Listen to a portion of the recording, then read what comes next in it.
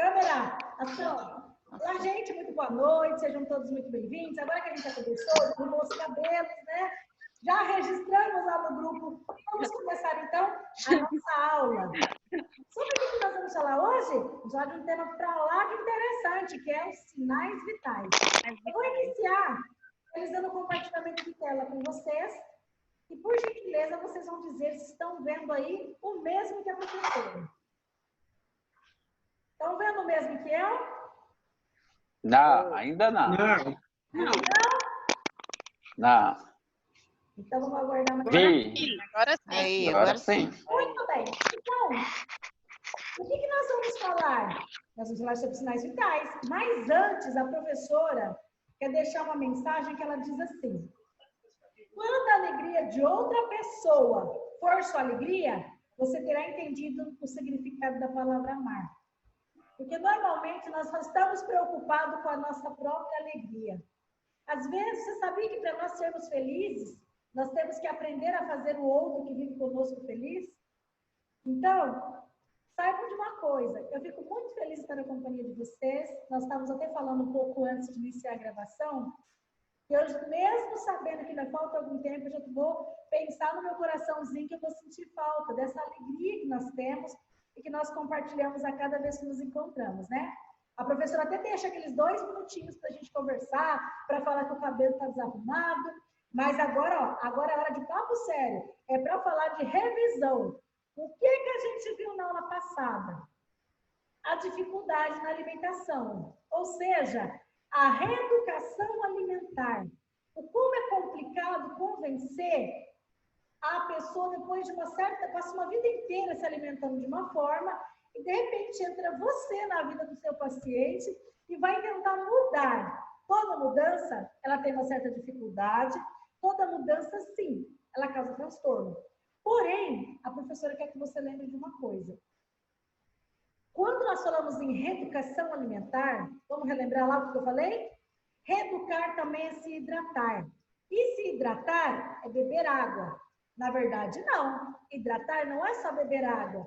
A hidratação, ela pode vir de várias formas quando a gente está reeducando a nossa alimentação. Ela pode vir, sim, em forma de água, ela pode vir em forma de sopas, de sucos, de pequenos alimentos, ou seja, pequenos lanches, né? Então, água, sopa, suco, pequenas refeições. Nessas pequenas refeições, alimentos de baixo índice glicêmico, ou seja, de preferência alimentos integrais. E ainda, para que esses alimentos integrais também tenham e surtam um bom resultado no funcionamento intestinal, se for possível, a introdução do quê? Do azeite de oliva. Porque ele vai auxiliar. Aonde? Ele vai auxiliar no funcionamento intestinal. Muito interessante. O que mais? Se possível, óleo de girassol. E ainda, falando da reeducação alimentar, nós falamos sobre o diálogo. O importante é conversar com o cliente por que aquele alimento está sendo colocado ali durante o dia. Porque alimento é uma coisa, nutriente é outra. Então, nós vamos nutrir, nós vamos ajudar o nosso cliente a como ele manter a saúde dele através dos alimentos. Por quê? Porque até a frase que a professora disse na aula passada foi: Hipócrates disse isso, que o seu alimento seja o seu remédio, que seus remédios sejam o seu alimento. Então, hoje, dando continuidade aí a essa parte da reeducação alimentar, tem os sinais vitais. Por quê? Porque nós vamos falar de pressão. Se a gente vai falar de pressão arterial, nós vamos falar do quê? De coisas às quais nós nos alimentamos e que vai interferir na nossa pressão arterial. Olá, Cristina. Boa noite, menina. Seja muito bem-vinda. E aí, ó, sinais vitais. Quais são os sinais vitais? Para quem está com seu material aí, quer acompanhar, saber que página que é, alguns até mostraram isso para mim. Ó, professora, estou com a apostila aqui na mão. Eu falei, ô, bacana. Para aquele que quer saber ali qual que é a página 80, capítulo 17. Então, eu vou iniciar a nossa aula perguntando para vocês, então, o que são os sinais vitais? Se você observar nos relatórios dos profissionais da área da saúde, vai estar assim, SSVV. SSVV nada mais é do que os sinais vitais, é a sigla para sinais vitais. As pessoas normalmente, quando é feita essa pergunta, os profissionais, você pergunta, o que são os sinais vitais? Ela responde já, pulso, temperatura, respiração. Opa, mas a pergunta não é quais são, é o que são. Os sinais vitais, eles são o quê? As nossas funções orgânicas. Eles são os indicadores do funcionamento do nosso organismo, nosso funcionamento fisiológico. São os sinais clínicos que vão indicar se o nosso cliente está bem. É o sinal clínico que vai indicar se eu estou bem, ok? Então, os sinais vitais, eles refletem aí o equilíbrio ou desequilíbrio de interações entre o nosso sistema do organismo. O que isso quer dizer, professora? Quer dizer que determinado tipo de doença ou alguma reação do clima, ela vai interferir no nosso organismo, ok? Então, sinais vitais, se a professora perguntar lá na atividade, ó, guarda aí assim, são os indicadores do funcionamento fisiológico, ou seja, do funcionamento básico do nosso corpo. Ele pode ser o quê? Pode ser a temperatura, o pulso, a frequência respiratória, a pressão arterial. Esses 4 que eu acabei de citar, eles são os 4 principais. Então, se eu perguntar para vocês, quais os principais sinais vitais que são avaliados ali para poder verificar como está o nosso estado de saúde? Pressão arterial, o pulso, ou seja, a frequência cardíaca, que é a quantidade de vezes que o nosso coraçãozinho está batendo. A frequência respiratória, que é a quantidade de vezes que nós respiramos por minuto. A temperatura do corpo. Esses são os 4 principais. Ainda, 2020, século 20, surgiu-se então 2 sinais que são avaliados agora. São sinais de dor e sofrimento, em especial para quem cuida de paciente na área cardíaca, oncológica. Paciente com câncer, um dos sinais que está agravando a doença dele é o sofrimento. Então, em especial, um sinal que deve ser muito observado se o seu paciente tiver o quê? Câncer. Enquanto você está anotando aí o que são os sinais vitais, como eles são importantes, como que quem são eles, a professora vai falar sobre a importância deles. Enquanto isso, eu vou fazer o quê? A chamada. Enquanto a gente estava conversando ali no começo da aula, a professora já colocou presença para alguns, mas outros acabaram entrando depois. Quem eu não cumprimentei que entrou depois, mais uma vez, sejam todos bem-vindos, tá? Eu vi que a Aparecida, Eliette entrou. Ô, meu amor, seja bem-vinda. A Cleonice, a Cristina,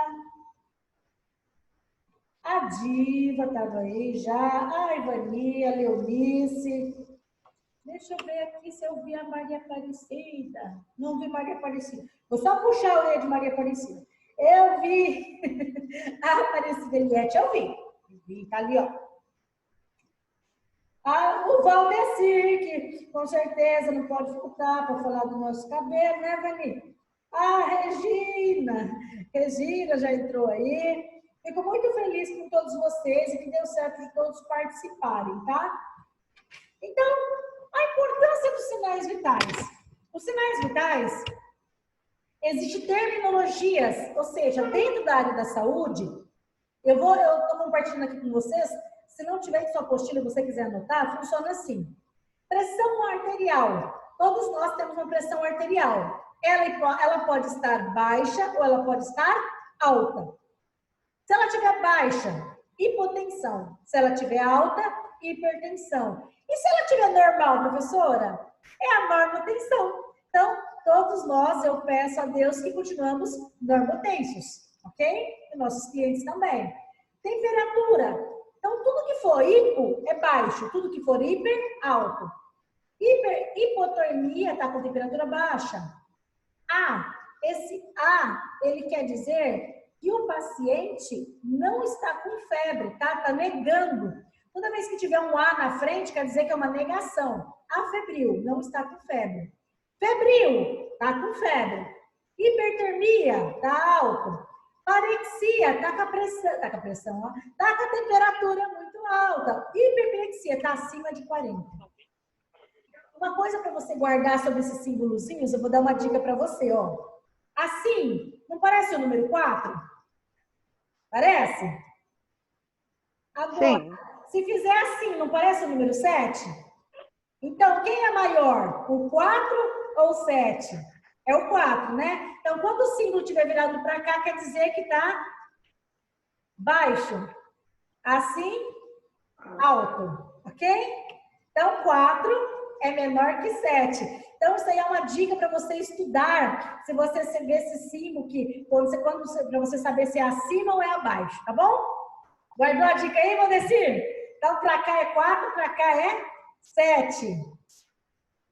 Então, frequência cardíaca. Tá baixinho é brade. Tá batendo rápido é taque. E normal? É normal, normocárdio. Frequência respiratória. Tá baixinho? Brade. Tá alto? TAC.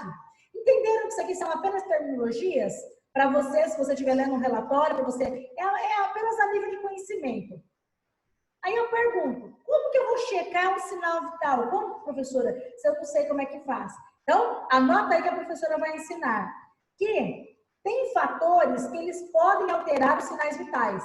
Exemplo, temperatura ambiental, sono e repouso, a idade altera os sinais vitais, o uso de alguns medicamentos pode alterar, a alimentação.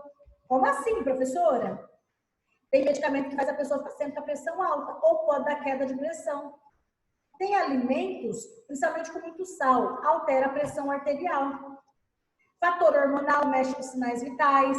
Banho ajuda na circulação, melhora os sinais vitais. Estresse. Então, vamos lá. Já que a professora falou da pressão arterial, o conceito, para que você entenda. O que é pressão arterial? Dentro da parede das nossas artérias, o sangue ele exerce uma força. Então, pense no encanamento. Um encanamento, faz de conta que isso aqui é uma artéria nossa. E dentro desse encanamento, o sangue passa. Lá dentro, ele circula. O saudável é que esteja 120/80.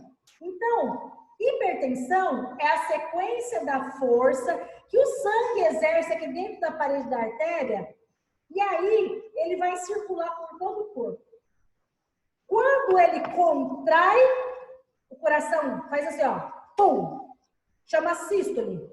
Quando ele relaxa, chama diástole. Sístole e diástole. Ou seja, contração e relaxamento do coração. Quando que isso acontece? O tempo inteiro no nosso corpo.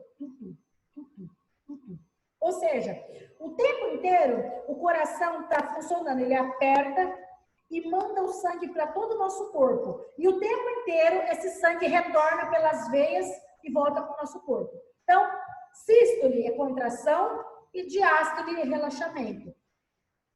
É S de superior e D de diminuição, ou seja, de relaxamento. O que mais que eu preciso saber, professora?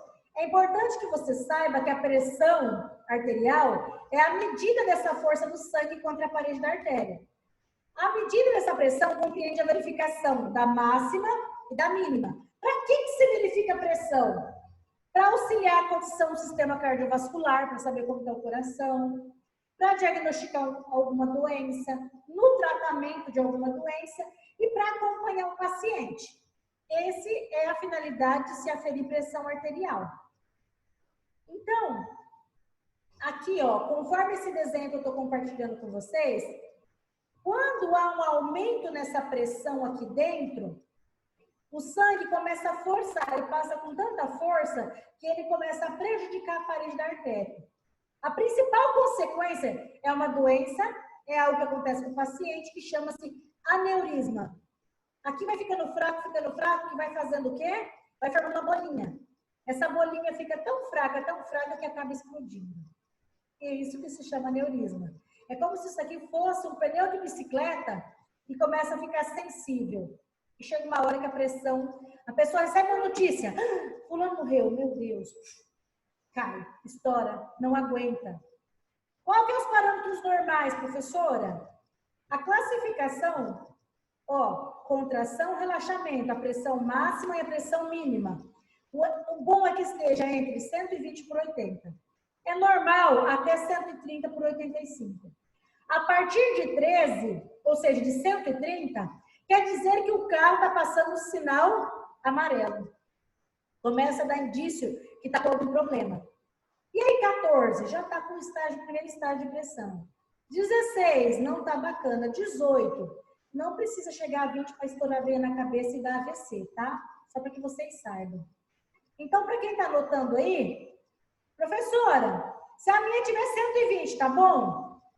Se a minha tiver 129, tá bom? Se tiver 100, tá bom? Tá normal.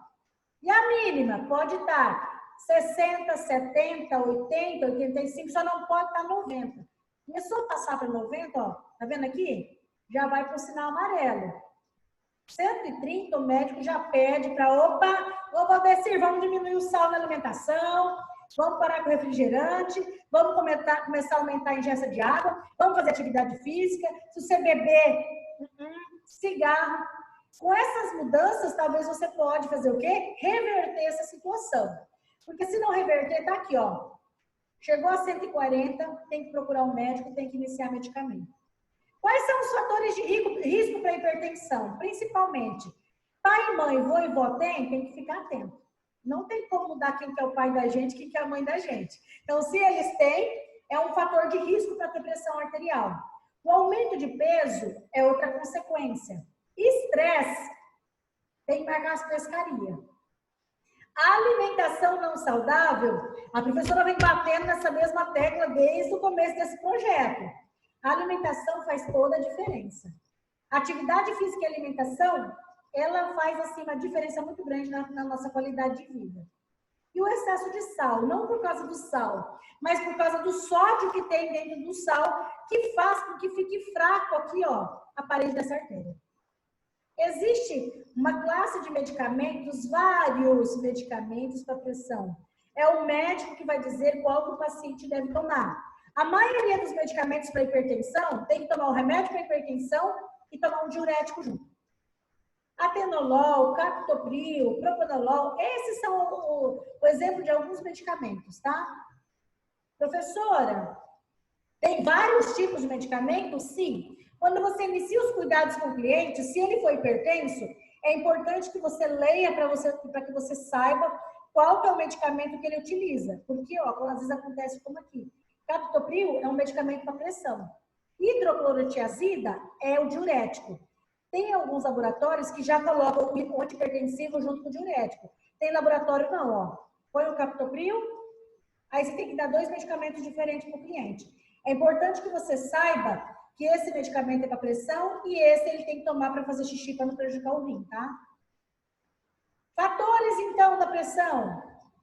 Cuidar do peso, alimentação, evitar o consumo de bebida alcoólica, cigarro, nada de estresse, diminuir o sal. E aí, cuidado com as medicações e atividade física. Isso aí você já sabe de cor e salteado. Mas, professora, e se o problema do meu cliente não foi hipertensão? Foi hipotensão. A hipotensão é o quê? É quando o coração está batendo fraquinho. Então, se a contração, que é o forte, pum, tiver menos de 90, seu paciente está com a pressão baixa. Então, se essa pressão dele está baixa, o relaxamento vai estar menor ainda. Menos que 6 não é comum. Pressão, até 90, a máxima, tudo bem. Se tiver menos que isso, não vai estar bom. O paciente vai sentir sensação de desmaio. Normalmente não se tem medicamento para pressão baixa. Se a pessoa sentiu que vai desmaiar, que tem problema de pressão baixa, deita, eleva as pernas, ou pede que ela sente, arga a língua, coloca um pouquinho de sal, o café e sempre dar líquidos. E encaminhar ela para o médico para descobrir qual que é o motivo por que ela está com hipotensão. Ok? Qual que é outro sinal vital? O pulso. O pulso normalmente é verificado, sinta em você, junto comigo, ó. Pegue a sua mão esquerda, esses 2 dedos aqui têm a maior sensibilidade, e sinta. Professor, eu não consigo sentir com esse. Faz ao contrário, sinta com esse. Aonde? Aqui, ó. Aqui tem uma artéria chamada radial. Isso é para você contar o pulso normalmente. Só que, para primeiros socorros, é aqui, ó, que você vai procurar. Ok? É no pescoço. O pulso é o mais habitual, a frequência dele é de acordo com a idade. E ainda, quais são os valores, professora? Muda, tá, gente? Muda. Presta atenção aqui que a professora está compartilhando com vocês. Recém-nascido, o coraçãozinho dele, ó, não para. Então, lactentes, criança, olha o adulto. E o idoso? Então, esse número aqui tem que ficar bem legal. Então, pressão arterial, 120/80 é o saudável. Tá 130, é sinal de alerta. Tá abaixo de 90, tá muito baixo, tem que ficar atento. Pulso, adulto de 60 a 80. Professora, se o cliente tiver com 100, ou seja, o coraçãozinho dele já está batendo muito rápido, porque normalmente isso é para criança. E o idoso, se tiver com o coração abaixo de 60, tem que comunicar ao médico, porque, ou seja, o coraçãozinho dele estava com um problema. Ok? O que mais, professora? Onde que eu verifico ali, ó, o pulso? O pulso, dá para você sentir se ele está normal, o ritmo dele está normal. Você põe em você está sentindo aí. É um pulso cheio, você sente no teu dedinho aí. Se tiver fraquinho, tem que tomar cuidado, porque pulso muito fraquinho significa que a pessoa pode estar com alguma doença. Se tiver irregular, também. Professora, eu não vou saber avaliar, mas você sabe pôr o dedo aqui e saber se está batendo ou não. Quantas vezes? Como é que eu vou fazer isso? Você vai pegar um relógio ou um celular e vai contar quantas vezes o teu coração bateu por minuto.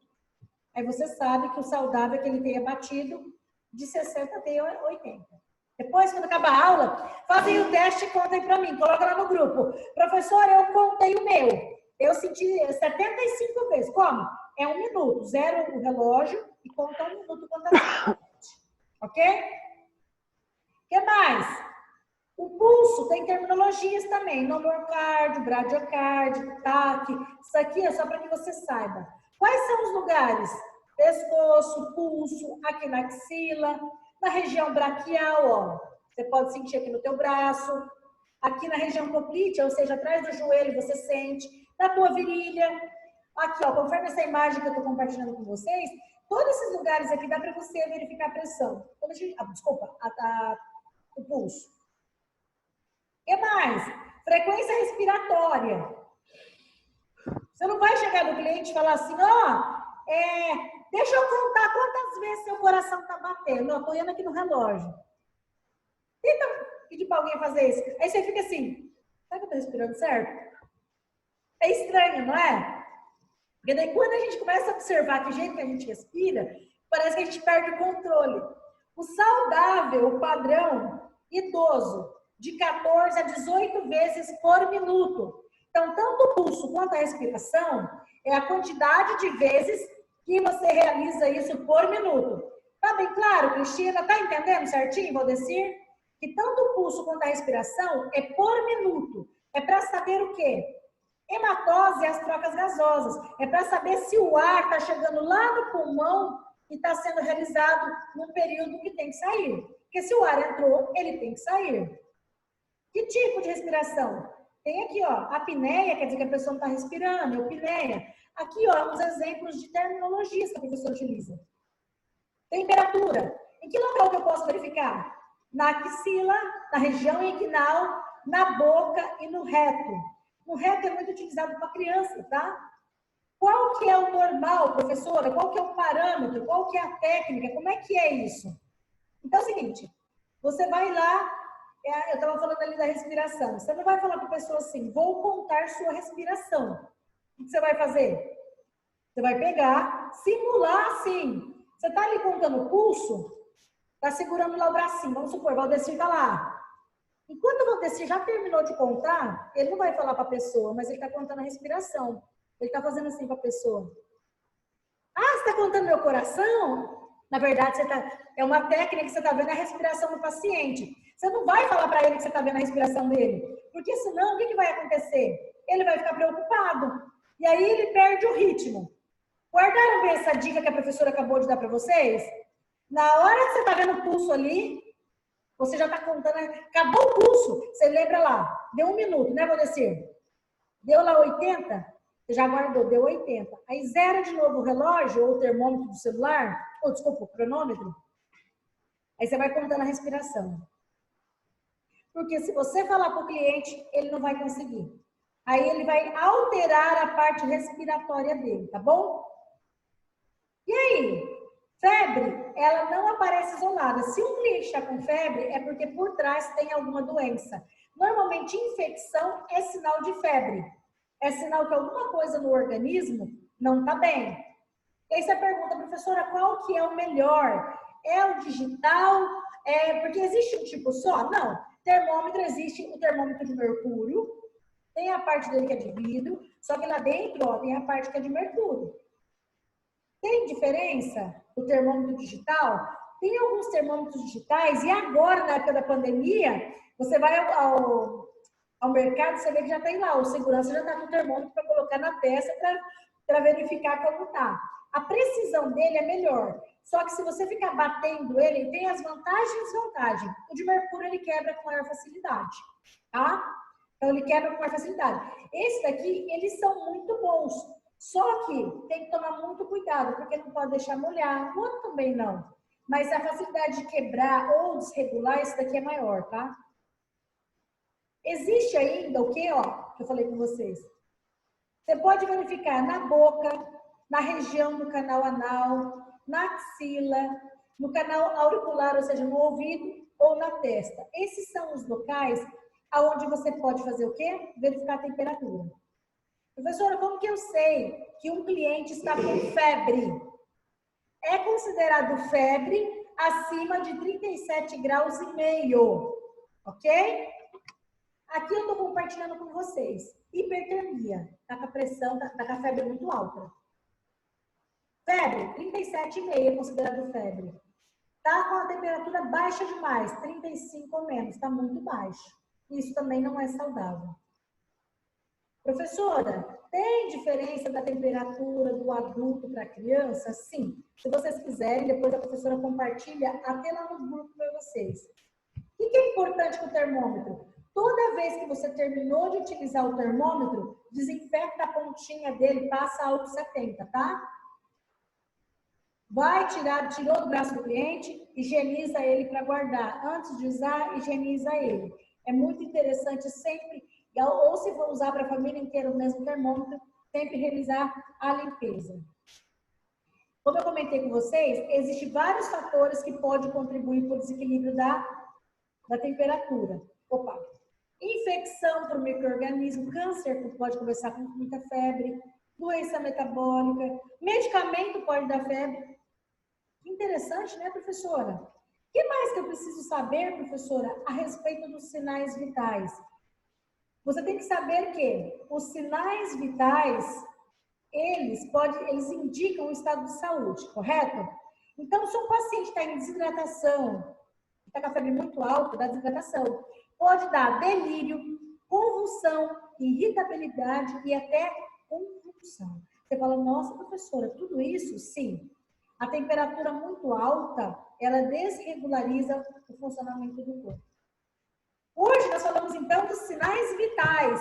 Próxima aula, o que nós vamos falar? Como nós vamos fazer para acomodar um paciente acamado, ou um paciente acabou de chegar do hospital? Que jeito que a gente põe o braço, que jeito que a gente põe a perna? Cena dos próximos capítulos. Vai ser quinta-feira, nesse mesmo horário, nesse mesmo bate-canal.